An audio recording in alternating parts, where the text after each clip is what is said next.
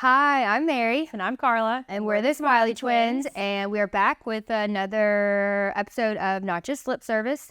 This one's going to be a little spicy, I have a feeling. I don't think it's going to be spicy. I think it's just going to be like a tangent, and maybe one or both of us will be reined back in by one or both of us. Should be a reflection of a emotional state for the past week. Yes. So last week this is just going to be the in case you want to hop off here, which hopefully you don't. But this is going to be about like just our week last week, which we filmed a TV show. So interesting. And then we really want to kind of just take a resounding theme we had.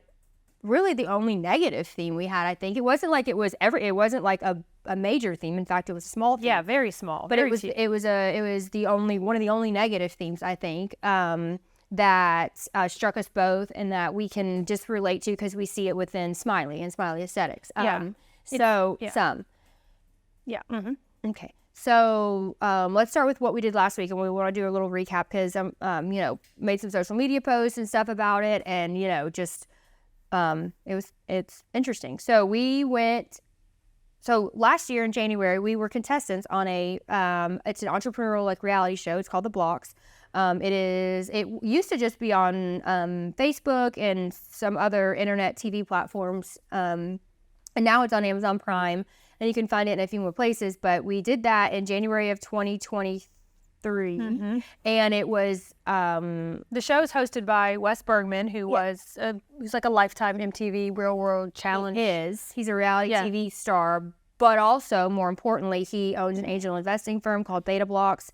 He's one of the smartest people I've ever talked to entrepreneurially, especially when it comes to tech and money and investing. And he's just brilliant. He's a brilliant entrepreneur, and he has a real passion for helping people navigate the early phases of business and not make some of the mistakes that he made and that a lot of us make when we just don't have any guidance or just don't know how to wade through all of the information and all of the just all the things you need to be doing. Right. So Beta Blocks itself, the company that he owns, is they call it an incubator, and so it's tech. It's mostly tech driven. I think they're moving into some other spaces this year, but an incubator in the sense that someone comes in and they really foster the business's growth and partner with them, and then hope for an exit later or just growth and scale. So. Really knowledgeable. Last week. Yeah, so we're contesting in January, then we went back and we did an alumni season in June. We did very well on both. We won first place in Most Investable in January, which was, the best we could possibly do. And then in June, we were second place, and we also won Most Investable again. So did well. And then we were invited back to be coaches last week. So we flipped the tables, and we were judges, or I said coaches, we were judges. On the show last week. So, which was a wildly different experience, obviously. Yes, a very, very different experience, but it super feeds into what we do here at Smiley as well, because we ourselves are, not an incubator in the same sense, because we don't necessarily partner with people in that way, but we do partner with entrepreneurial medical providers who want to start their own business, and coach and mentor them. Yeah, and coach and mentor, and hopefully give them everything we can for them to be successful. Help them to avoid the mistakes, and to help them avoid some of the pitfalls of starting a business. So that is very similar to what we do. So obviously we're very drawn to that community. We're super involved in the community and stuff. And for anyone listening, if you are thinking of starting a business, if you even have an idea. All the way up to you are years in. I mean, there are people who are 15 years into their business. All of those are welcome on the Blocks, and it's a life-changing and business-changing experience. Mm-hmm. So plug for that. Beta Blocks is the parent company, and The Blocks is the show. So there's many seasons already out, so you can already go watch some of those and stuff if you want to understand more what we're talking about. So we were judges last week. There was over 100 contestants on the show.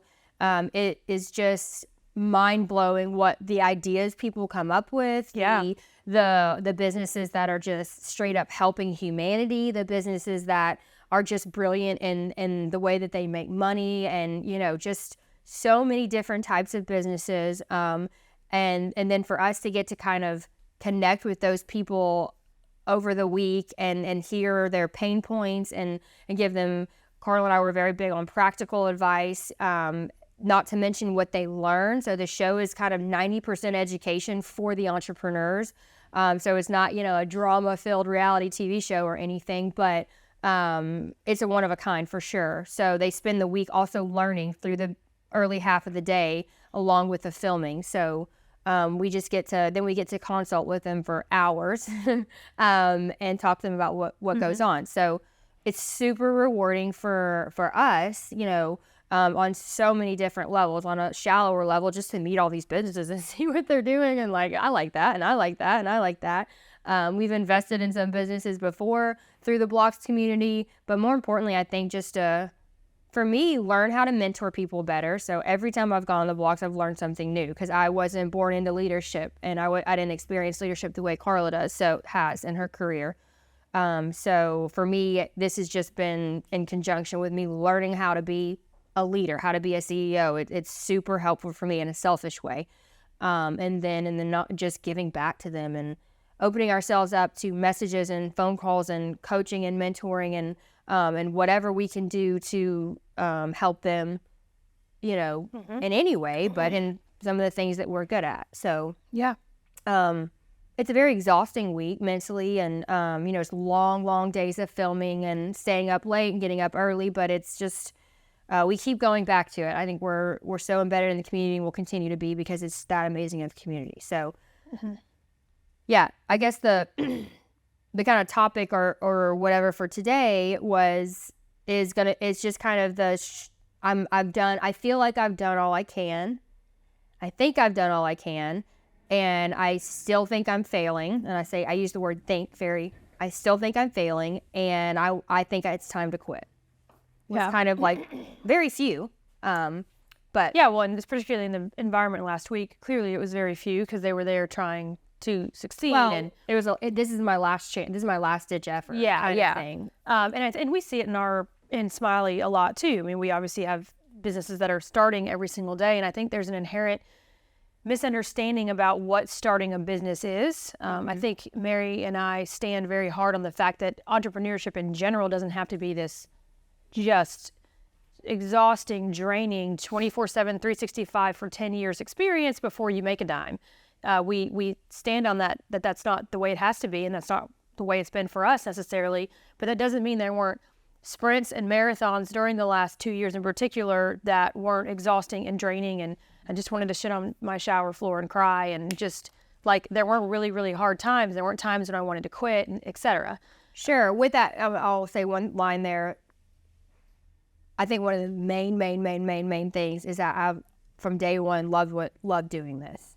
Yeah, no, So that's for sure. That's always a little plug of if you're listening to this and you're like, I don't even like what I'm doing. Well, that's we need to have a separate conversation. Well, that's just, so we hope you enjoy what you're doing and you chose what you're doing as an entrepreneur because you and you may not I don't have a passion for medical aesthetics, but I have a passion for the business and the growth and the entrepreneurial side. And so I think that's important too, because some people think, well, my product, like one of the judges, the Puffin drinkware, which he makes little jackets and little koozies that are like amazing. Puffin, it's Puffin. Yeah, they were so great. But he was like, I don't have a passion for making jackets for koozies, for beer cans. He was like, I have a passion for beer. And I'm like, okay. So he's like, it's that entrepreneur side of it. It's that, I had the idea, but then watching it grow and developing it, and I really enjoy it. How can I make it better? Yeah. What can I do different? The networking, getting like-minded people, that kind of stuff. Growing and mentoring people in his company. So it's twofold there. I think people sometimes think, and I think in the medical profession in general, because there's so much of this underlying demand for the compassion, the passion. I mean, the Florence Nightingale stuff of like just helping people, and you've got to have that in you, and it can never just be. No, I actually enjoy the non-mushy aspects. I enjoy knowing exactly what I have to do every day. I enjoy clocking in, taking care of people in terms of like knowing what I need to do, following orders and going home. I mean, it's okay, and I think sometimes we ignore that. But for medical providers, we are so often demanded that it's a passion for what we're doing, that's got to translate, and it just doesn't have to. You don't have to necessarily have a passion for medical aesthetics. Maybe your passion is, again, running a business. Or money. Or money. You have a passion about money. You want to make money because you want to garner more time at home, or you want to, have more things or take more trips or whatever it is. So I think allowing people to release that was a big theme this week. And I think there were some real light bulbs that went off like, oh, it's okay that I don't have a passion for, whatever it is. Now, if you're going to be a mental health coach, you probably should have a passion for helping people in mental health. I think that there's, that doesn't always, what we just said doesn't always fit, but just allowing yourself to be okay with, I want to make more money, or I want to have more freedom to do what I want to do and be selfish or whatever. Yeah. Sure. So that was part of it. And I think as nurses, we don't necessarily allow that, or it's taboo. As medical providers in general sometimes. Yeah.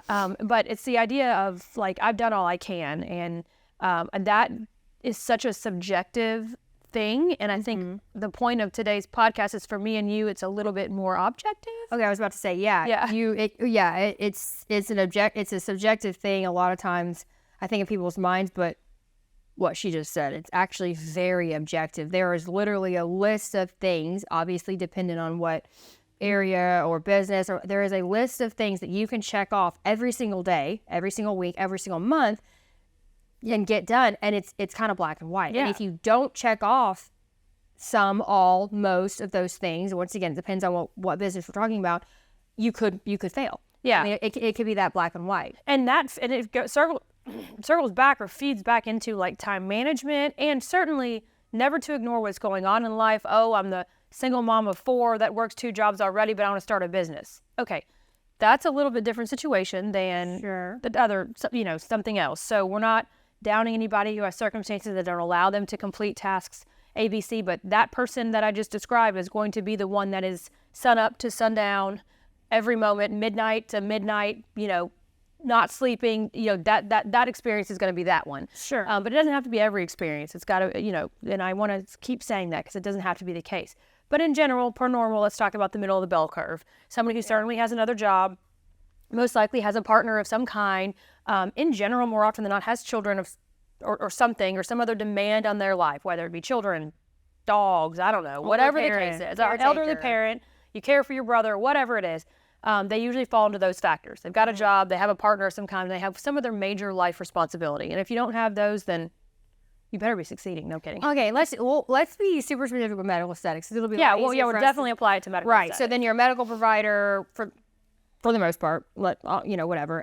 We can stop caveating. I feel like you're a medical provider. You might be PRN at your job, but you're probably, let's just say, even let's niche it down even further, a nurse, an RN, and you're working 3 days a week. Maybe 5 days a week if you're in a doctor's office. So you got some time on the weekends. When you go home, you're done. That's nice. You don't have to. Typically, you don't have to like do other stuff at home. You're just down with your clients that day or your patients that day. So you have some time in the evening, or at least when your kids go to bed, that type of person. So we're in the middle of the road here. Maybe you don't have kids yet, and maybe they're out of the house, whatever it is. So a med spa. You're starting up let's say a mobile business, or maybe you've decided to rent a space. Either way, you're opening a med spa. You're starting a business. Right. We're going to assume that you're following laws and stuff or whatever. That can either cost money. It could be something that you do with Smiley where it doesn't cost you any money because we provide that for you. But, you have to spend some money to get trained and get your supplies. With Smiley, all of that, we've I don't want to say dumbed it down. We've shortened it down to under $5,000. If you're starting with Botox and if you're starting out on your own, then that can look quite a bit different. But then you might have a savings, and you take out an SBA to open it, or you do something like that. So it's still going to encompass everybody because we're getting down to the nitty gritty of what you can do every day to be successful in a medical aesthetics business. Yeah, and I kind of want to take money out of it a little bit because I think one of the things we're focusing on more is the stuff that you can do that you don't necessarily have to spend money on, or that the money is, and again, that's all relative, but the money is so low, you're in the hundreds a month. And I do think that's important because if you are trying to do something and you don't have the time to do the stuff that's free that you can do, like social media, but you also have $0 to invest in it, then that's again not who we're you shouldn't open a business right now. About right, no time and no money does not equal open a business. Yeah, does not equal okay. Let me just start my own thing. That's not a good combination. So that's a good point. So we're niching it down even further because I really want this to be actionable stuff that actually can be applied to other businesses because we did it this week. Yeah, this past week. So you have a little bit of time or a little bit of money or one or the other. So and these are the stuff we're talking about. But social media is a perfect one to start with. I heard last week a couple people, it grinded my gears too, say that they just weren't on social. I'm just not on it. It grinded your gears. And then That is a good there way was to say one gentleman who said that he was basically too good for it, that his service was not something he wanted to market to anyone who used social media, basically, which... Because the people who use social media were I'm not going to get in specifics to identify who this person was, but it's like, I'm on social media, and what he was offering, I wanted, and I could afford it, but I had no idea how to find that person. And had I not met him yesterday, which that is not, well, you found him. That is not the answer. Then I would never know that existed. I just wouldn't I would not know it existed. Even if it did, it's not an easy thing to search for. It's just, it's just not a scalable business, and it's a silly excuse. So social media, it's here to stay. TikTok, he's relying solely on word of mouth. TikTok, maybe not, but social media is here to stay. So when we talk about the Instagram and the Facebook, let's just talk about that. There are actionable steps you can take every day, and I don't even want to get into the super details of this, or you can use one day a week to schedule out for an entire month. You could schedule out I wouldn't recommend the entire year because things change, things are trendy, but you could schedule out for a month or so. But you could do something every single day that is actionable for social media. And I don't care what industry you're in or what business you're in, it will help your business, because more eyes on what you're offering or what products you sell or what services you offer equals more customers. I don't care. There's no argument. No one can argue with me on that. Please drop a comment if you want to argue with me. So for med spas, if people don't know you're offering it, they don't know what type you're offering, and they don't know, you could argue prices and stuff like that, then they're never going to find you, and that's going to be it. Or let's just be honest, the people that are on social media are just going to win. They're just going to win because people spend an inordinate amount of time on social media. I don't have statistics in front of me, and it takes around 7 times of them seeing what you're offering in order to then use you. That is a statistical fact. So if we know that the majority of the North American population, especially those in the age range who want medical spa services, are on social media every single day for multiple hours a day, give me one reason why you would not then be on it. And be very active on it. Let's not even use the word active. I love this word for social media. Consistent. Why would you not be consistent? Why would you not I don't like it. I don't like to do it. Yeah, well then entrepreneurship is just not for you.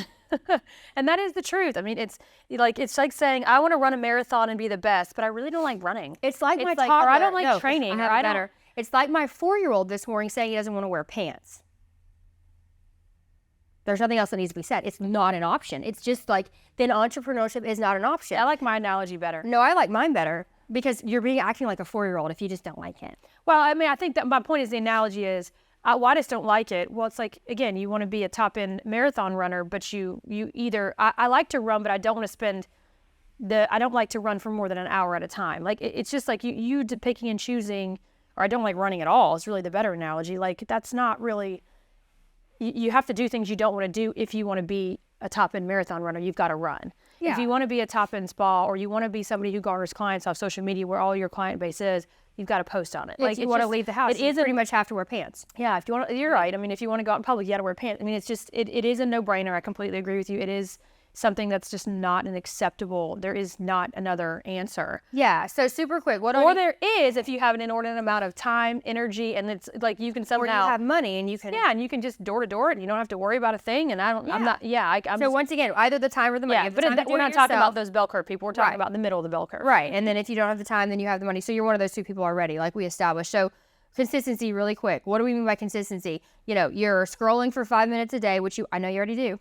Most people, and you're commenting and liking other people in your area. So medical aesthetics, you follow people every day that are in the aesthetics industry, and then you comment with a little heart on their post that you like. I don't really care if you don't like it, but something, you do some sort of comment, you heart it, and then you keep scrolling, and you spend 5 minutes a day doing that every single day. That's consistency. You're right, and it is hard though. I'm not. I used to be a social media scroller. I will get lost in some videos. It's not about whether. No. I have a point to make. Okay. Because you already deflated my. It doesn't matter if you're a social media scroller or not. I had a point I was gonna make. Okay. And I don't anymore. I'm not a scroller so much anymore. But when you were, I just want to acknowledge the fact that you're there anyways and you're doing it anyways. I want you to speak to this. Why is there a block there about actually taking action instead of just scrolling. So I think there's like some mental and psychological things that I wish all the people out there would study. There is like you're scrolling and like you're right there. Why not scroll on your own feed and comment and like on your own, like literally go to your own profile, scroll and comment and like on all the stuff. I don't know if that actually helps engagement numbers. So, well, but you see what I'm saying? Like even, but even engaging on the stuff that you're scrolling through, there is like some kind of weird like block to that. It almost feels like effort. It's almost like it's I think work. that might be you. Okay. But with that being said, to the point is I want to poll the audience. Yeah, I know. Well, looking at Jonathan, that's not a good part. Bringing it back in, I do think some people just don't engage at all, and that is me too, actually. Or typically scrolling and not engaging. Yeah, they just watch and move on. They don't ever hit like or whatever, and that's fine. So I'm just, these are simple, like actionable. To actually like something as opposed to just scrolling through it. Right. So we're just doing actionable like items. So like and comment on. I'm just trying to give. So that's one thing that can be done every single day. 5 minutes is what is kind of recommended because you can really get through a lot of likes and comments in 5 minutes. And if you're able to do it twice a day when you're sitting in bed before you go to bed or in the morning. I guess my point is for all the people out there who I'll get brownie points for this. I understand that is not as I do understand. Right. We're trying to do an actionable item podcast and not an understanding podcast. So, okay. No need to connect with the audience on don't like to scroll. Y'all could message me for moral support. Okay.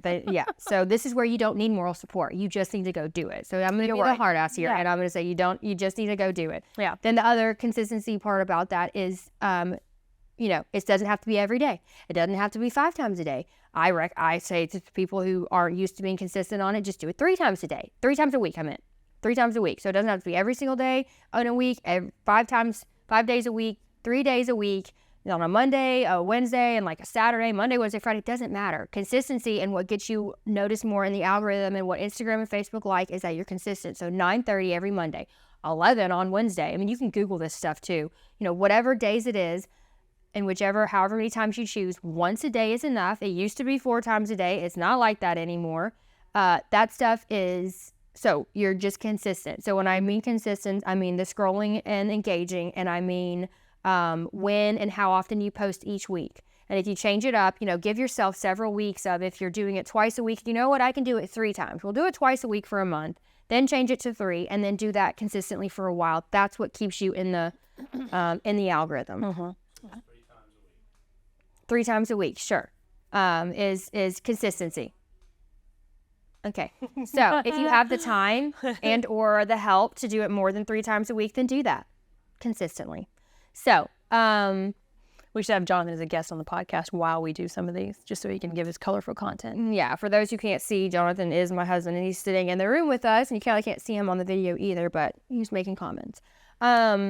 So one other thing I'll say about social media, just to make it kind of a helpful, practical podcast, is that we were just learning about is that your stories, if you will release stories batched, so if you decide in the morning as you're scrolling, you can repost a story very easily, and as long as it doesn't really matter what's in your story, as long as it's up there, if you'll let it run the entire time and actually not add to it, that apparently is better right now in the algorithm for Instagram and Facebook. So how are you knowing and learning some of these things you're saying? Research, taking the time to Google it and look it up and find trusted sources like anything No, I mean, else. I'm asking sincerely. That's a practical thing, because I also follow, and after I heard you say that, and I've seen those hacks, like Instagram hack channels for the, that actually give you like, ways to do cool reels and ways to do like, right. Did you could do this? Well, like, those things are more for like how to make a cool story pretty quickly. But I combine, so just like anything, I treat it kind of like medicine, honestly, as seriously as that, because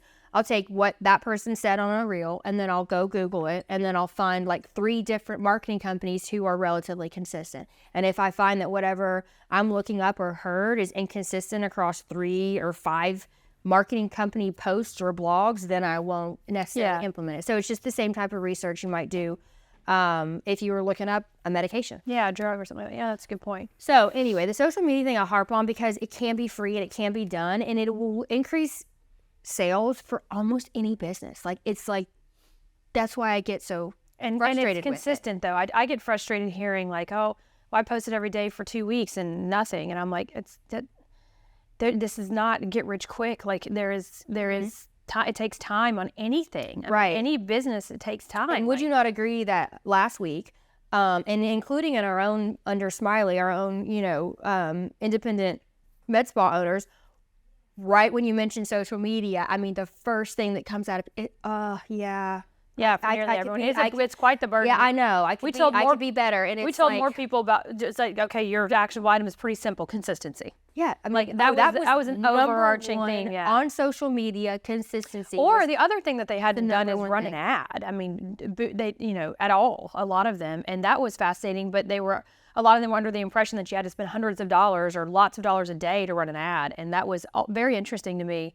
That people thought that, and I wasn't sure. And again, if you Google it and marketing companies are telling you that, well, okay, they're telling you that they can remember who's delivering the information, but it's just simply not true. Yeah, well, I mean, yeah, you can spend. I take our training ads by example. $1 a day. We spend. Jonathan has a comment. Jonathan has his hand raised, so we're gonna. Okay. It's easy to say post every day, post 3 times a week, but in like 2 months, you're gonna be like you feel like you posted every. Yeah, that's a good point and question. So Mary's going to stand hard against this. His question was, if you I'm going to ask you because you're the one giving all the advice. If you post every day, that's great, or 3 times a week. But after a couple months, that topic burnout and that just what else do I post situation becomes very challenging. And okay, I'll let you answer. And I do agree. I do agree with what you're going to say because I've said it before. Well, that's interesting. It is interesting that. What business do you know has only a few topics like that to post about? Like, and I say a few, like, okay, let's do 3 times a week for I think it's 8 more, weeks. That's 24 posts. I think it's more, okay, puff and drink jackets. What you got? Puff and drink jackets. So, well, if they're are they just starting out or now? He could post a different product every day, which he has enough to do that for a long time. Yeah. Then you could do value posts. And then we're getting into like some of these like words and stuff, like value posts versus like entertainment stuff. If you don't have enough topics of that, then just do a random funny video that's going viral.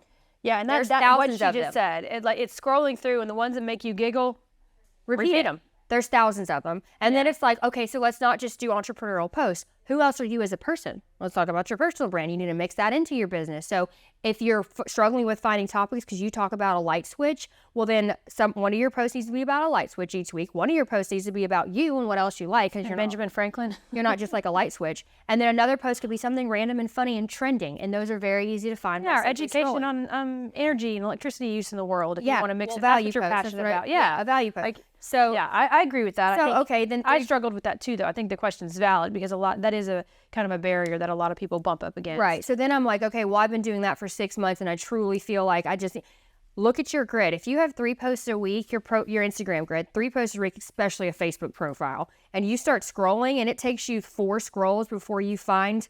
And you still haven't gotten through that 6 months you're telling me about, it's time to start recycling some stuff. Yeah. And change a color on the background. So you can talk about that a little bit. Change a word or two in the post and recycle what you're talking about. That is relatively new to us too, I would say. Like the whole recycle thing hasn't been something that we've even really considered for long. I mean, your social media game has really been accelerated with research and stuff like that. So, but it's not innate for people to recycle content, and I think that that's really important to. It's not like it's like recycling clothes at church. I mean, it's not like you're 100% but this is applicable. So for med spas, a before and after. If there's a great before and after, which there is one in particular. It's a jaw before and after a jaw that I absolutely love. I think it's stunning. I'm very proud of it. It was just a really good before and after, and that was in like the fall of 2022. Yeah, we've used it 10 times. Yeah.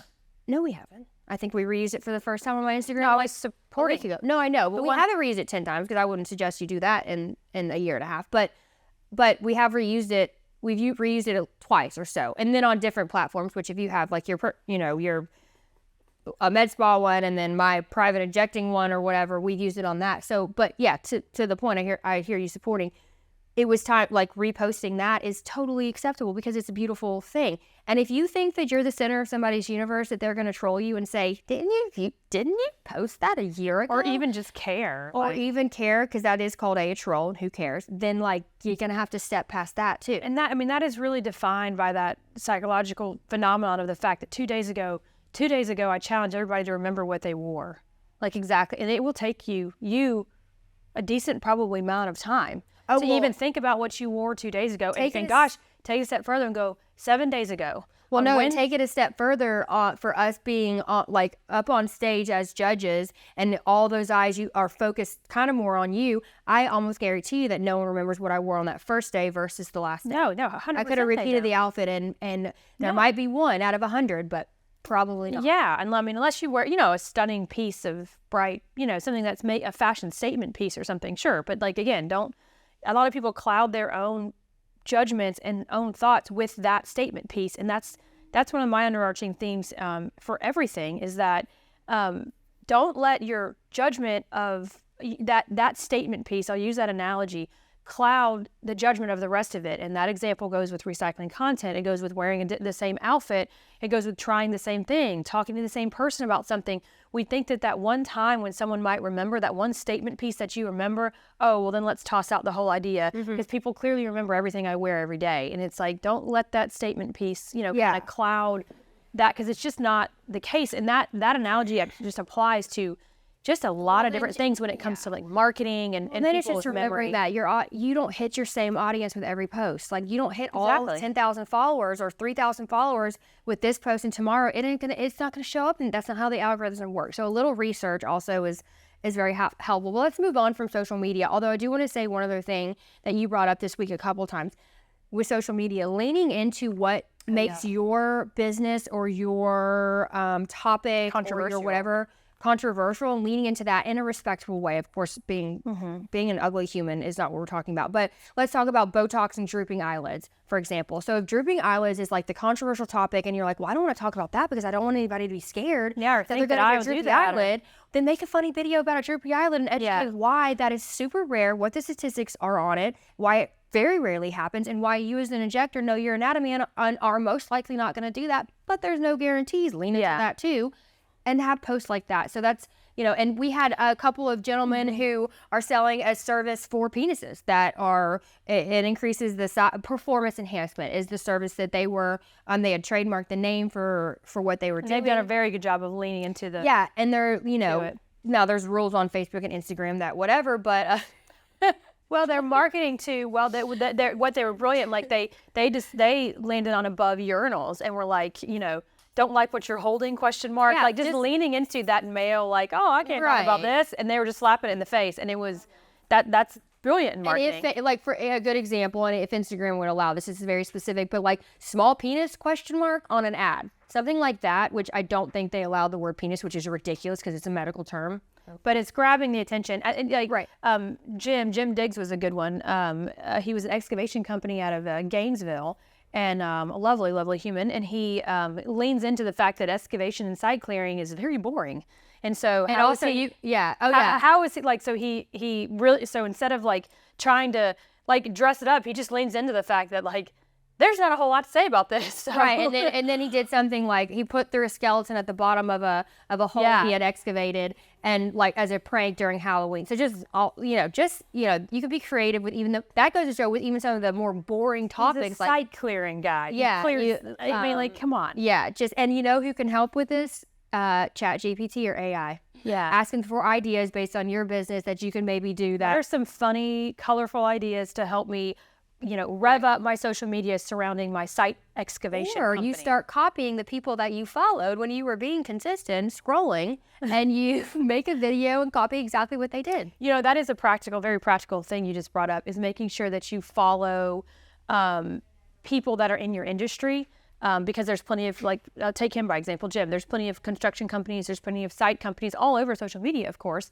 So following them, and then seeing some of the things they post. Sure. Again, follow people in your industry. That's like a no-brainer. People are worried about copying. We do that all day long. We find hilarious memes and stuff, and then you see everybody and their brother doing their version of it, and it's funny. I mean, it just is what it is. That's what trending. Yeah. So dances and maxing out your followers each day for a little while, or a few times a week on a day of the people in your industry is a good idea. Yeah. I don't know. I think there's a stigma around having a bunch of people that you follow. Like, it's like, oh, I have this many followers, but I only follow 500 people. It's like that's not good, because the more people you follow, gonna get your posts in front of their audience. So, and if you follow them, they're gonna show up, and when you comment and heart, that's how you get your stuff in front of their audience. So, whatever that is, if that's a thing, don't let it be a thing. follow people in your industry and stuff. So Yeah. What did you wanted to move past social media? well, I mean, I why? guess we don't need to, considering the time of the podcast. The point can be extrapolated to anything, right? And consistency being the main thing. Now, it can't. Some things do actually cost you money and stuff, and time is money. Well, I kind of want to talk about that. Some things that actually cost money. I think that in our experience, there's been especially in our medical aesthetics and art and Smiley, there's a very much an underlying don't want to spend money to make money. And that is unless you're a unicorn, it is quite literally a fact of life that you got to spend money to make money. And that is very often, and that doesn't have to mean millions to make millions. It can mean $5 to make $5. So when you're talking about running an ad, when you're talking about, I got $5 to make $6. well, whatever. Yeah. But $5 to make $5.01. yeah. I mean, the point is this, and you hear that from not only, we heard it this past week, but then we also hear it a lot with medical professionals. It's like, well, I'm, XYZ, I've spent, $3,000 already. And it's like, man, but if I asked you, before I asked somebody that, if I asked you, what is your goal? Well, I'd love to open my own med spa one day. But you're already mad that you've spent $3,000? Yeah, so I think it's a lack of understanding. It's relative for sure. But once again, we're knocking out people who are not falling under our bell curve. So we're not talking about people who. But I want to give an example that relates back to us, and it's very applicable. How hard it was for us to hire our first non-revenue producing position. So someone who did not actively make money, not going to produce basically an injector, someone, or in our med spa, someone who could go in there and make money and then also do other stuff to help the business. And that was one of the hardest things like we had to do for the basis of what we're talking about. How are you? Yeah, you're not going to pay for yourself? I have to spend money on you? What are you talking about? Yeah, so and you're not going to directly produce money. Now, like a marketing coordinator certainly indirectly produces money, but not maybe for a hot minute. I mean, it's just indirect. So you're not going to see the dollars just flow in from what she's doing. That's a bad example because that's the most closest to a financial person. Yeah, an accountant. Or a data. Data or a quality control person or whatever. Yeah, some stuff that has to be hired. That a good example is somebody who is preventing an error from happening that would cost you a lot of money. Yeah. So in medicine, the easy analogy is a quality person. They're auditing and retroactively and proactively trying to prevent an error that will cost. An attorney is another good one. And an attorney's a great one. I mean, an attorney's a good example. We love Courtney. She's great and does all kinds of things. But I mean, she's not directly injecting somebody. She's not directly producing money. She's helping prevent us from having to spend money. And that is very painful and not something that medical providers in their mainstream medicine jobs really ever come into contact with or realize how much money is spent to prevent errors from happening. That can cost money. And so when you get into your own business and you have to hire those people, it's painful and uncomfortable. And the fact of the matter is you have to spend money in certain areas to make money. And marketing is one of those at times. If what you're doing isn't working or you don't have the time, or maybe you don't have the time, you truly don't. Okay, then you might have to spend money and go down, watch your cash or your debt go up. Your cash go down and your debt go up in order to increase your sales. I mean, that just is what it is. And boy, people are so opposed to that. And I get why you're opposed, but it is all too common that businesses don't make money in their first year, or they don't make money in their first couple years. It's not saying you don't eat, but that means you go down or go in the red. Well, so you can eat until you get to a certain point. So it's just a mindset thing. And I think the younger the entrepreneur in their journey, the more aggressive these ideas are. And those that get over these humps are the ones that continue on. But almost everyone runs into them unless you have immediate success, which some people do. But if you don't, which is the majority of people, you're going to hit these two walls. I think I get frustrated in medical aesthetics specifically, especially with what we do, that we're very clear on what we think it takes, what we know it takes to get started with your first few vials of Botox, a very clear amount of money. And so then it really can be the free social media stuff that then starts garnering you clients, that then helps you grow. And so when I see the lack of consistency with the social media, it's hard for me now. I think because I see what the consistency of our social media still does for us. And it has nothing to do with having somebody in a marketing position, because I do 90% of my social media and I see the clients I get from it, and I see my followers grow and stuff. And I am doing that myself, and I'm the same mom, entrepreneur, CEO, blah. You could argue I have more things on my plate, and it is just taking the time to do it, and it's just, and it's as simple as that, and there's just no excuse for me anymore. Consistency. Now that I've done it, and now I'm really more into it than I ever have been, because I am taking the time to research to ensure that our other platforms are doing well, and and really diving into social media when I have, like I said, I'm going to say again, arguably less time than ever. But it's just committing to that time important. each day. Yeah, it's that. I mean, and so for medical aesthetics specifically, if you're listening to this and you're just having a hard time getting clients, which is obviously the number one thing that we hear, my answer is always going to be the same. It's social media, and I argue that when I dive into 99% of people's social medias and what they're actually doing, they're simply not doing enough. Yeah, I would have to agree with that. That I'm doing the social media, but when you dive in, are you actually How many consistent? times did you post last week? Yeah. Well, it was just once, because I had a baseball game, and it's like, I just don't have any other answers besides what I'm telling you, that the algorithm requires consistency. I don't have anything else to say. Yeah. So, and then it is the stuff that I spit out right now is stuff that I Googled and researched. And like I said, I say that in the same sense, do it as research. So anything you're doing, the same way you would research as if you were looking for a medical provider to provide a medication. Like, compare, contrast. Don't take it lightly. Don't read the first article and I'm going to do everything this article says. Like, same type of research skills we as medical providers are literally taught in school to do. We know how to research. We know how to read stuff and to know what's kind of not true and what is true. Apply all those things, and it's the same answer for everybody. One of the question that we got for the podcast is what's one thing you could tell me I could do better in order to get more clients? That question has come up multiple times. My answer is we got asked a lot last week. Social media. Social media. Well, I do. So I'm on Facebook and Instagram, and I post things, and it's like, okay, well, how, and then the consistency, and then what are you posting? There is a little bit of stuff, and the blocks is great for this, for entrepreneurs, about value posts versus harvest posts versus you want to grab clients on this post, so it's a salesy post. This one is just educational. You're not asking for anything. There's no call to action. It's just kind of whatever. And then I'm a mom and picking something else maybe to splatter in there. But some of those things are just educating yourself. And if you're going to start a business, wouldn't you want to educate yourself on how the best way to run it and to be successful? So. All right. To really summarize, and obviously there's a lot of passion there. It's about, before you decide to hang up the towel, making sure that when you say you've given your best effort, it's really self-evaluating that and being really honest with yourself and really saying, have I done everything, the easy stuff, the free stuff?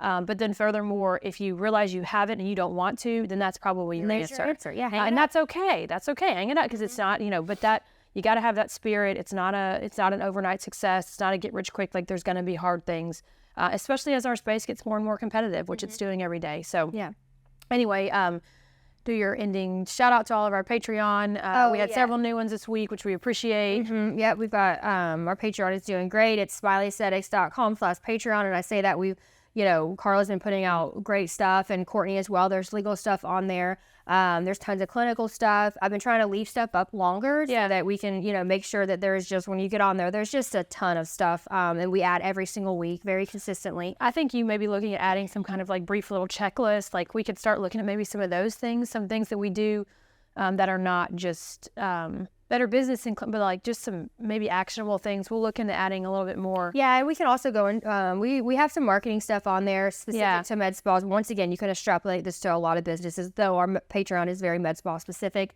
And we can add some of that stuff on there, and I can have some people, guests on there to add some content and marketing stuff. I think that'd be a great idea. So it's great. There's a free side as well as a tiered version. Obviously, a lot of stuff is on the tiered version, but go check it out. So enjoy the podcast. It's just we're on YouTube and Apple and Amazon and Spotify. If you enjoyed this at all or smiled or you had any nugget here that you liked, please subscribe, share, whatever. It's helpful to spread the word. Yeah, and then I think that's it. We're on Instagram at Smiley Aesthetics. I think there's a bottom dash on it. It's very easy to search now. I'm at Injector Smiley. Carla puts out business stuff on at Smiley Injector. So a good little point. We're out there everywhere, and if you're not, and you're trying to run a business, and I can't find you, maybe something to consider. So Okay, I think that's it. We should be back next week for another episode of this. I think we might have some guest speakers is my plan. One of our mobile business owners, just her journey again, and a fresh journey, and how she's had the same mentality of wanting to quit, which is why I thought about her when we were discussing this topic, that we were going to do this today, and then is now thriving. And so maybe some steps. Yeah, we had to get her over that hump, and it was a good one. Yep, which is what we're here for, and we love it. So, okay, thanks, and we'll see you next week.